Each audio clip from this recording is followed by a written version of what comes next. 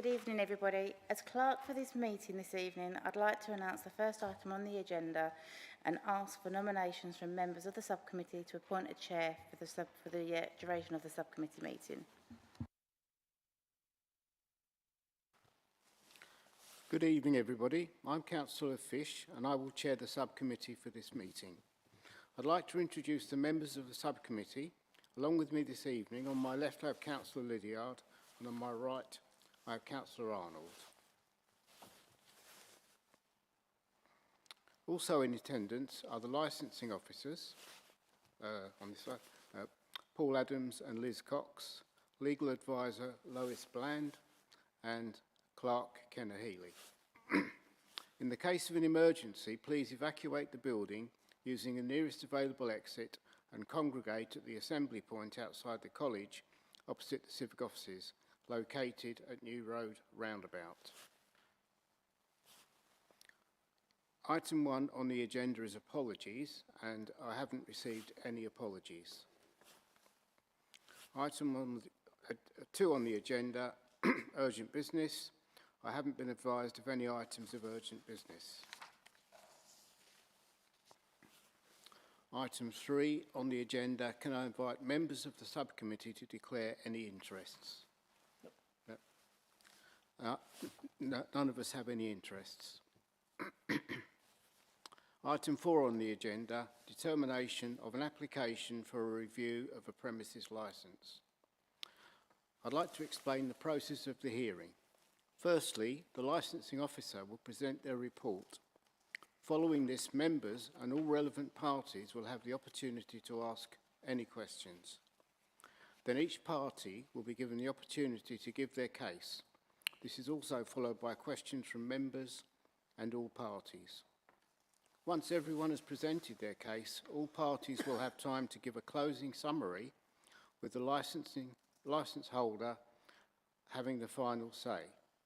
The subcommittee will then retire to consider its decision and will be accompanied by the clerk and legal advisor.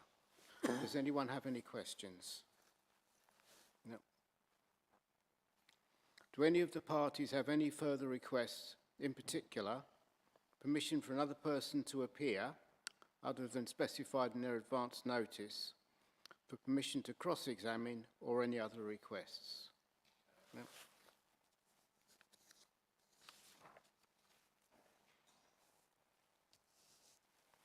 I would now like to ask the licensing officer to present the factual report.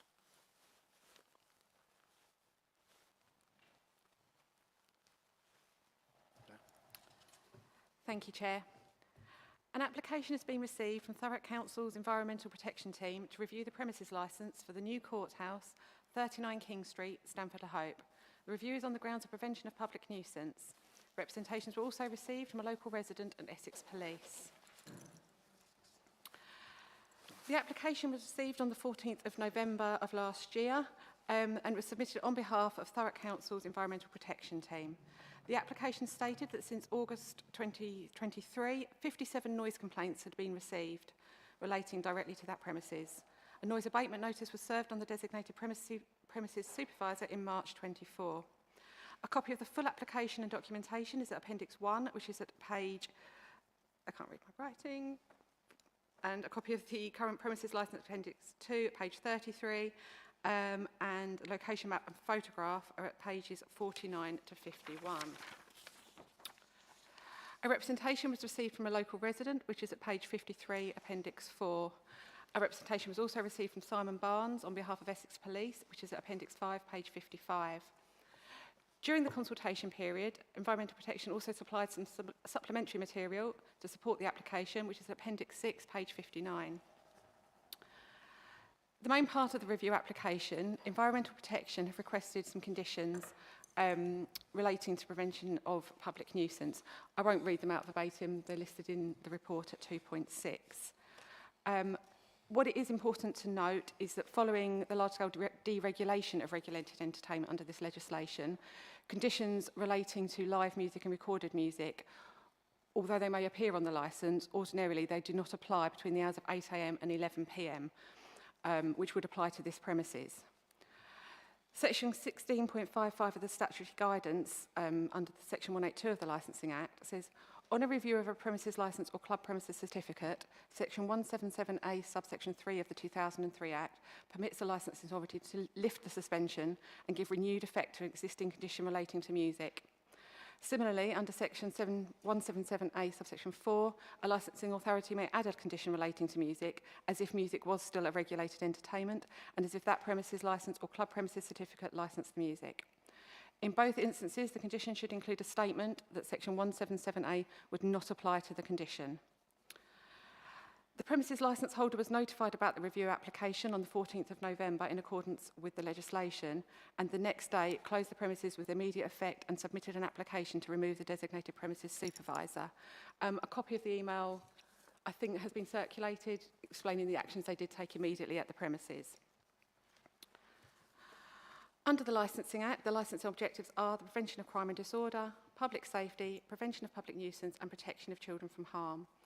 Any representation must relate to a particular premises and must be relevant to promotion of one of the 4 objectives. Following hearing all of the information and evidence this evening, the following options are available to the subcommittee. To do nothing with the licence, to modify the conditions of the premises licence, which can include adding new conditions or altering existing conditions, the removal of the designated premises supervisor from the licence, to suspend the licence for a period not exceeding 3 months, or to revoke the licence.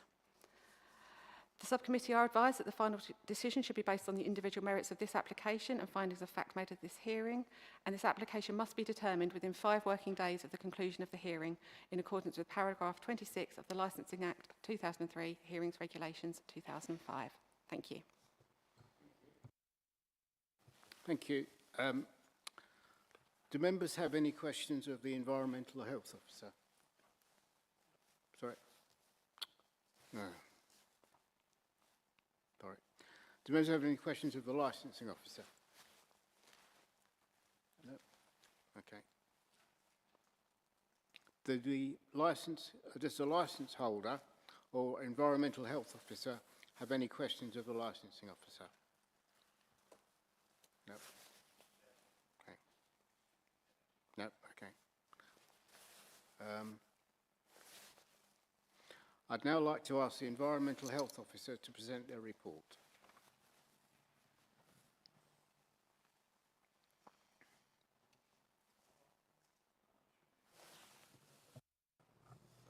Okay. So I think in the report that came round from licensing, I think there was a fair section in there from summary of our interventions. Our main concern, obviously, is that we've had 57 complaints. A fair amount of advice has been given prior to the abatement notice being served. I was actually working on the evening of when the notice was served on the 30th of March in 2024, and it was probably the easiest nuisance that I've ever witnessed, because we were actually getting complaints from as far as Horndon on the Hill. So, yeah, after extensive attempts to engage and liaise with the current, or the DPS at the time, unfortunately our advice was ignored, and we witnessed up to 3 breaches of the noise abatement notice.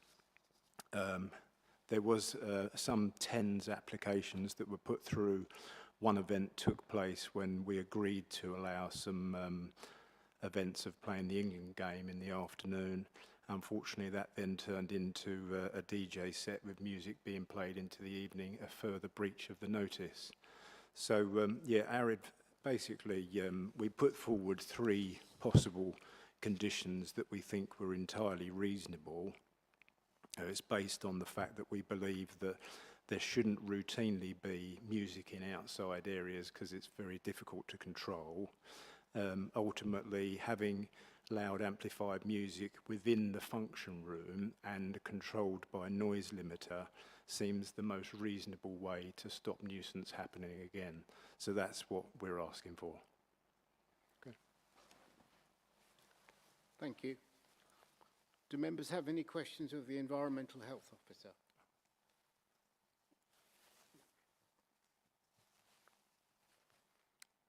Does the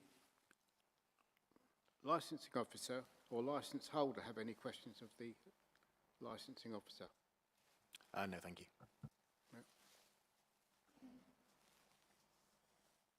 I'd now like to ask the licence holder to present their case.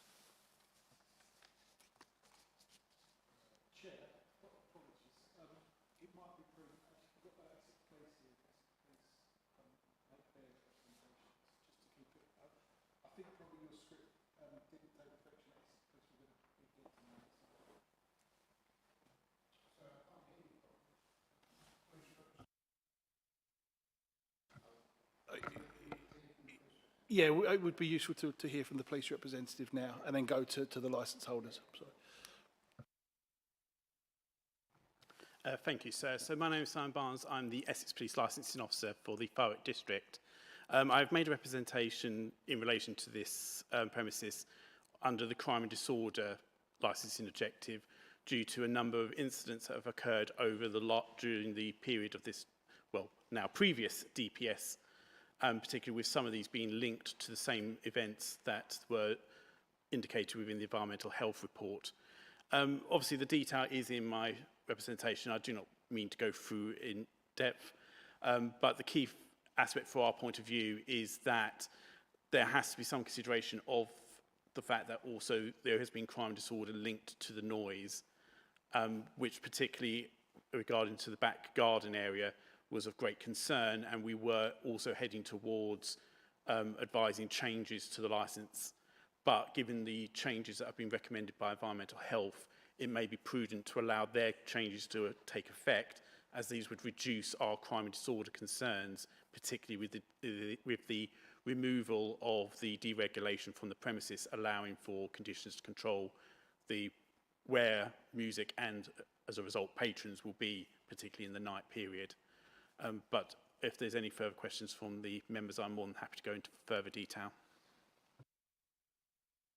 Do we have any questions from the members? Any other questions? No.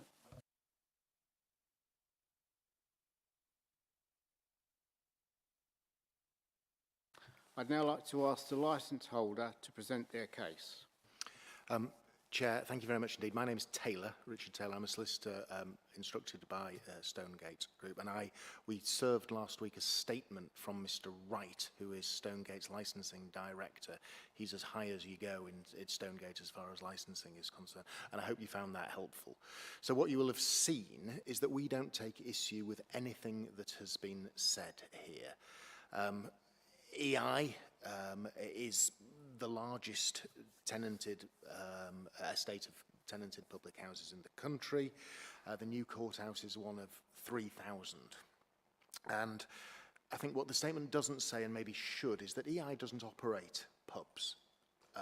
What it does is it stands in the place of the old brewery. It owns the bricks and mortar, but the premises are let to a tenant who operates its own business through a tenancy agreement, through a lease.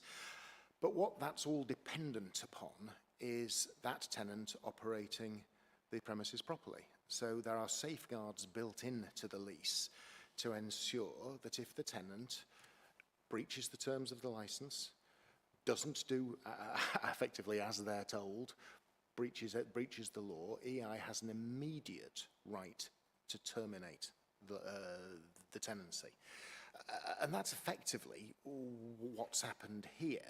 What's very, very clear here is that it is the mismanagement of these premises by the former tenant that has led to the review. And it makes uncomfortable reading for us. We do not want to be here. We do not want to be here effectively picking up the pieces. And there are some failings at our end, and we accept that. You know, internal communication not responded to, it isn't good enough, and there are ongoing investigations as far as that is concerned. But what I hope you saw is the speed with which Mr. Wright acted once he became aware of these issues. He ordered, the day that this review hearing, these review proceedings hit, that the tenancy be terminated, that the tenant have nothing to do with the premises moving forward, that we remove him as DPS lest he try to bat on, and further to get in touch with environmental health and say, absolutely fine, we will agree those 3 conditions. Is there anything we can do to expedite matters? And you'll have seen in his statement, he says, well, would you like us to put in a minor variation? We can add these quicker. We can have these effectively on the licence by the end of November if we do it like that. The environmental health officer, absolutely right, said, but we need this to go to a committee so that the committee can then determine that those conditions have effect, notwithstanding deregulation. And we said, yeah, absolutely fine. We agree with that. And so that's the condition, that's the stance we've taken to it. And I hope we get some credit for it. So the pub's now been closed since the 15th of November. Nobody wants to see a closed pub, but we need to ensure that these premises are a benefit to the community rather than a burden upon it moving forward. And I hope that you took some solace or had some confidence from Mr. Wright's statement saying, look, not only will we agree the 3 conditions, not only will we put the noise limiter in, not only will we make sure all the doors and windows are closed, but we will make sure there are no televisions in the garden. Now, televisions in the garden isn't licensable if it's television as it's broadcast, but we're happy to do that. And I think it's important because what we need to demonstrate is not only is there no music in the garden, but there's nothing else that might cause nuisance to our residents, because we were there earlier. There's residents on 3 sides of this pub. What is absolutely clear is this is not a premise where you should be having music in the garden. So we will sort that. So you've also seen, no TVs outside. Only place that we will show sport is inside. Moving forward, if you allow the licence to continue, and I hope you will, because nobody's asking for anything other than that. Moving forward, we will leave the pub closed. But we need to identify a new operator. We need to make sure that that is the right operator with the right offer. Looking at the premises have traded well in the past, whether or not that's with a food offer or how it's done. That's what we need to do. But what we want to do is to come here today and to assure you that we will do everything in our power to ensure that these premises operate without any difficulty. We don't want to be here again, and it's no disrespect. Thank you. Thank you. Do members have any questions of the licence holder? Not the licence holder, but I don't know, Chair, if I could actually come back to the environment at some point, if that's now or some point in the future. I'll just have a quick question. Is that possible? I think.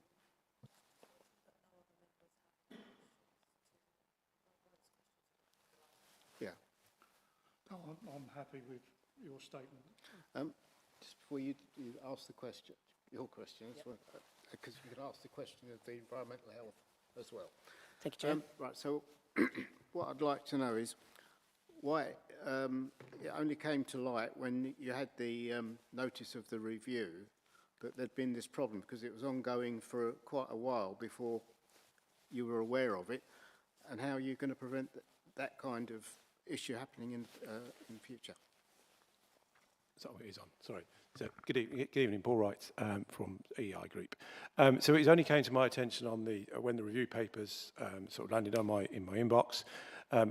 What measures we're going to put in place going forward is the important piece here. So depending on what the committee obviously imposing conditions, even if they don't, we will submit a minor variation to what's in the bundle pack to ensure there's no nuisance to the residents going forward.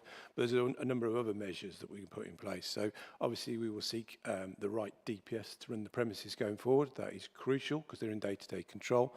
There's investigation taking place regarding the regional manager and the communication within the business, but there's a new regional manager who will be overseeing the premises. His name's Andrew, who we will introduce to the local authorities.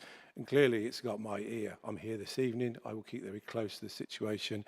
If the authorities have any concerns of the premises, they can reach out to me directly. Thank you. So you can ask your... Thank you, Chair. I mean, perhaps he is actually for the licence holder. Maybe sits in the middle. I don't know. I was just curious about the sound protection in the function room or the red room. I think it's maybe referred to as. Is it the same room basically? Yeah. Are there going to be any modifications to the soundproofing, etc., to the room? Because at the minute, I think if windows, doors, etc., are closed, I mean, how effective is that going to be? Because with the best will in the world, maybe at some point in the future during a hot summer or whatever, if it's not particularly air conditioned correctly, doors, windows will open, and that this is going to be a very hard thing to police. So just maybe if you could just expand on that. Yeah, well, the long and short of it is that what we need to do is we need to have an acoustic survey done of the function room.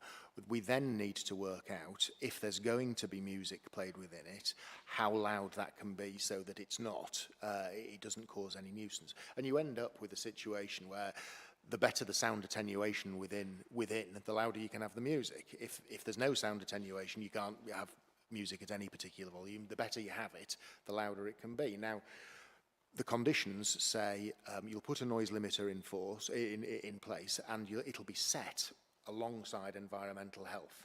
So the way that's done is we put the limiter in, turn the music up, environmental health stand outside and say too loud, too loud, too loud, and we're turning it down all the time. Fine, and then it's locked. Now, what you can then do, once it's locked, if you make any further sound attenuation works, whether or not that's acoustic curtains, whether that's extra glazing, whatever that may be, then we can always go back and say, actually, can we have another look at those levels now? But what we're absolutely clear about here is we do not want music, and there isn't a pub where music played inside should cause a problem outside. And that's what we're committed to here today. The conditions say you'll keep your doors and windows closed. Now, we've got to do that. It would be a breach of the conditions and a criminal offence to do that.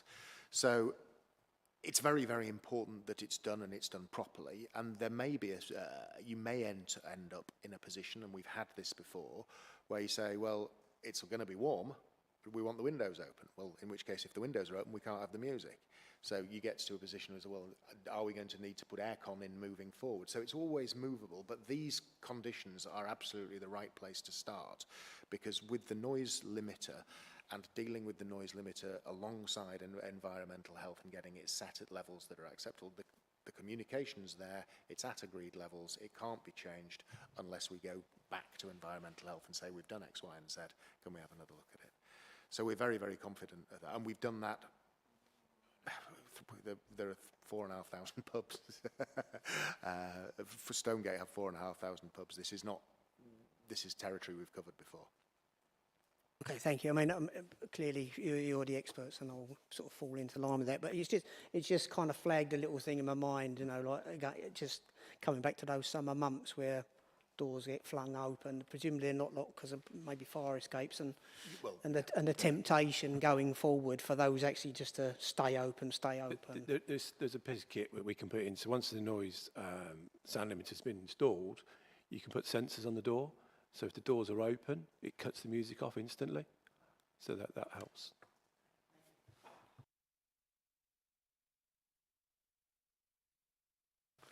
Does the licensing officer or environmental health officer have any questions of the licence holder? I was just going to make, excuse me, I was just going to make the comment that the main thing for us to do with the noise limiting device is to work with affected complainants.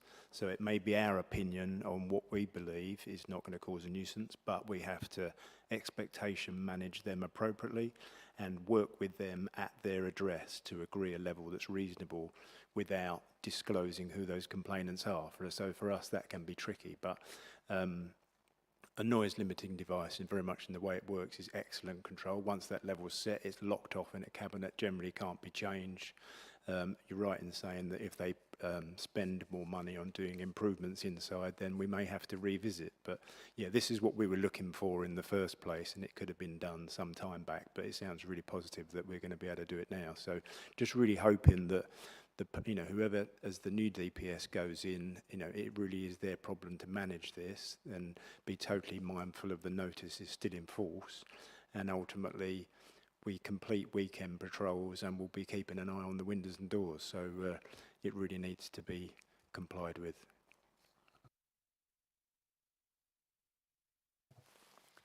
I'd now like to ask the licensing officer to summarise their case. Thank you, Chair. So you've heard from the factual report and you've heard evidence from the Environmental Protection Officer and from Essex Police. You've also heard the remedial action taken from the licence holder and their future plans. So now it is for the subcommittee to decide what actions they wish to take. Thank you. Thank you. And I'd now like to ask Environmental Health to make a closing summary statement. Well, I've really only to say that it sounds very positive, the measures that they're proposing, and if we can get agreement with the conditions 1 to 3, that will certainly be a very good base for us to work with. The work then starts for us to work with the new DPS and making sure that the limit is set at the right level. Thanks. Thank you. And then I'd like to ask the licence holder to make a closing summary statement, please. Thank you, Chair. And I'll take this as quickly as I possibly can because at the end... Please.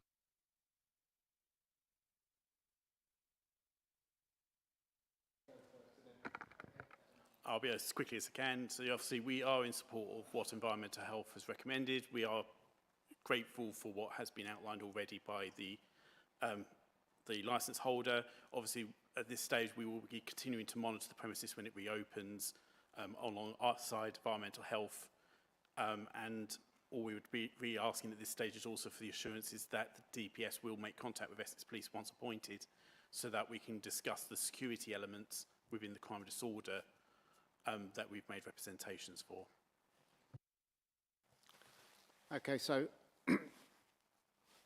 then I would like to ask the licence holder to make a closing summary statement. Thank you. And where I got to is that this is one of those nice hearings where we're all singing from the same hymn sheet here, I think. So all I will say is I'll just refer us to 2 parts of the Home Office guidance. The first is paragraph 9.43 that comes from effectively the old Thwaites case, that the authority's determination must be evidence-based. And the evidence in this case is that the moment this was escalated, Mr. Wright took immediate action. The tenancy was forfeited, the pub was closed, it's been closed ever since. That demonstrates, in my respectful submission, that's evidence of his commitment to the promotion of the licensing objectives. The evidence is also, isn't it, that the experts, the police, environmental health, are seeking conditions, and the evidence is that we agree to the imposition of those. We've agreed from, well, within 24 hours of this being lodged. The second part of the guidance is 11.20, which talks about the powers that Rebecca referred to earlier, your powers ranging from doing nothing up to revocation. And what that says is, in deciding which of these powers to invoke, licensing authority should, so far as possible, establish the cause or causes of the concerns that the representations identify. The remedial action taken should generally be directed at these causes and should always be no more than an appropriate and proportionate response. So, looking at that, we identify the causes of the review, we direct the remedial action at those causes, and we take proportionate steps. Well, I think we're all agreed that the cause of this review was the mismanagement of these premises by the former DPS. So one of the things that we would be saying would be appropriate to do would be to remove him. But we've already done that. So he's already gone from the licence. Other options, well, nobody's asked for revocation or suspension. The licence hasn't operated now for 2 months anyway. I would say that the proportionate response here is to impose the 3 conditions asked for by environmental health and supported by the police, the ones that we agreed to anyway, to make a section 177A direction, that those conditions have effect at all times, that not just that the deregulation effectively doesn't take into account. And I think that would be the proportionate way of dealing with it, and so that's what I'd invite you to do. I don't think I can help. I am paid by the hour, I could go on, but I don't think it would help anybody. Has everyone said all that they wish to say?